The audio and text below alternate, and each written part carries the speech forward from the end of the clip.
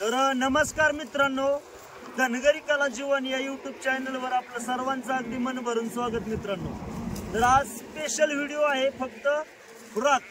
तर बऱ्याच प्रेक्षकांचं म्हणणं होतं की बाबा तुम्ही खुराकावर व्हिडिओ बनवा, तर आपण खुराकावर व्हिडिओ बनवतोय। तर आजचा स्पेशल व्हिडिओ आहे की बाबा आम्ही कोकऱ्यांना कुठलं खुराक चारतो। तर चला डायरेक्ट माही जळगाव मध्ये चला। तर मित्रांनो, कर्जत तालुक्यामध्ये माही जळगाव गावामध्ये आपण पिंडीच्या दुकानामध्ये आलोय बरं का मित्रांनो। तर चला पाहूया कशी कशी नातं 3 दशकाचं शेतकऱ्याच्या विश्वासाचं गणेश पशु खाद्य ह्या दुकानामध्ये आलो आणि फक्त शेंगदाणा पेंड मध्ये जवळजवळ 7 ते 8 प्रकार होते। हे पाहून मला खूप बरं वाटलं बरं का। तर प्रत्येक व्हरायटीमध्ये जवळजवळ 4-5 प्रकार आहेत आणि एक नंबर दुकान जसं आपल्याला पाहिजे असं खुराक भेटतंय मित्रांनो। तर चला डायरेक्ट आपण त्या मालकाशी बोलूया कसा कसा विषय आहे। नमस्ते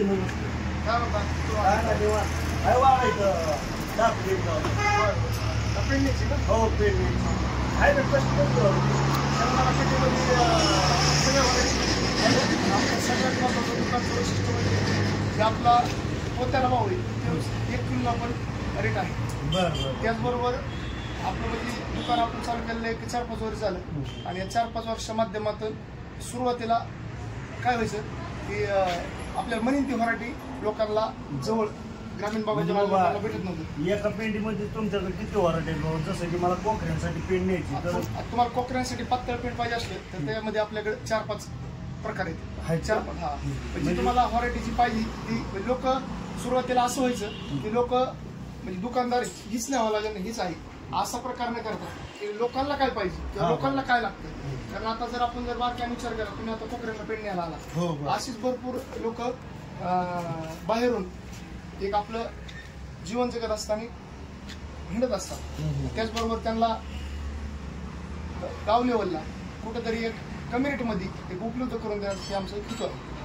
म्हणजे बाबा तुमचं म्हणणं असं आहे की बाबा एका म्हणजे आपल्याला समजा कोकऱ्यांसाठी असो किंवा गाई गुरांसाठी असो कशाचे म्हणजे कुठल्याही चित्रपट न्यायचं, तर एका व्हरायटीमध्ये जवळजवळ 4 ते 5 तुमच्याकडं व्हरायटी आहे। म्हणजे हलकी कमी जास्त म्हणजे जी आपल्या सर्वसामान्य माणसाला जी परवडेल अशी। बरं ठीक आहे, मला कोकऱ्यांसाठी शेंगदाणा पेंड पाहिजे, एक चांगली तुमच्या हिशोबाने मी नेणार आहे। त्याच्या अगोदर बी एकदा मी आलो होतो, पण आता काय माहिती तुमच्या लक्षात आहे का नाही, तुमची गडबड आहे।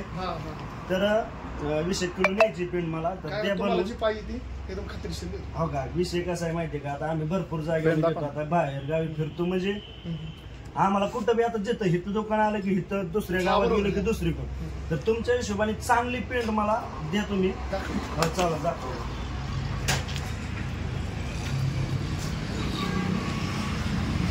एकदम पातळ म्हणलं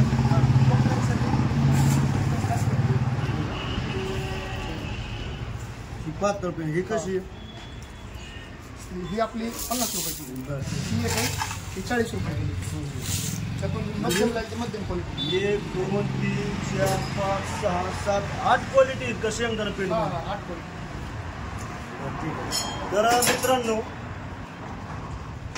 काय दुकानाचं नाव गणेश पशु खाद्य, माही जळगाव मध्ये कर्जत तालुका ना, तर कर्जत तालुक्यामध्ये माही जळगाव हे गाव आहे।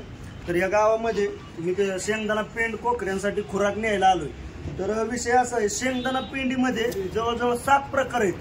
तर 7 प्रकार मधलं कुठलाही प्रकार नाही तरी एकदम चांगलाच आहे, पण त्यातली हाय क्वालिटी मी घेणार आहे तेव्हा काही। तर ही क्वालिटी म्हणजे ह्या क्वालिटी विषयी थोडंसं सांगता का? तर ही क्वालिटी जर बाबा असं बकऱ्यांसाठी ठसाकणं किंवा त्यांच्या नरड्यात दुखणं किंवा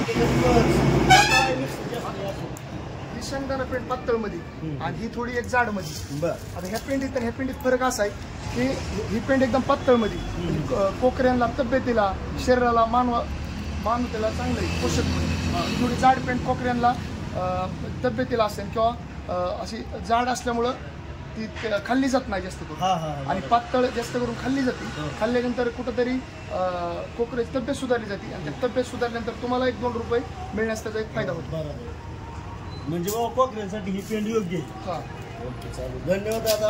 पेंडीविषयी माहिती चांगली अशी बऱ्याच ठिकाणी पाहिले दुकानदार पेंडीविषयी माहिती सांगत बी नाही, म्हणजे आपल्या दुकानाविषयी बी माहिती सांगत नाही, तर तुम्ही माझ्यासाठी एकदम सुंदर अशी माहिती सांगितली, त्याबद्दल तुमचा अगदी मनापासून आभार बरं का. त्याचबरोबर आपलं पशुखाद्याच्या बरोबर हे आमचे वडील आहेत. हा, हे आमचे बंधू.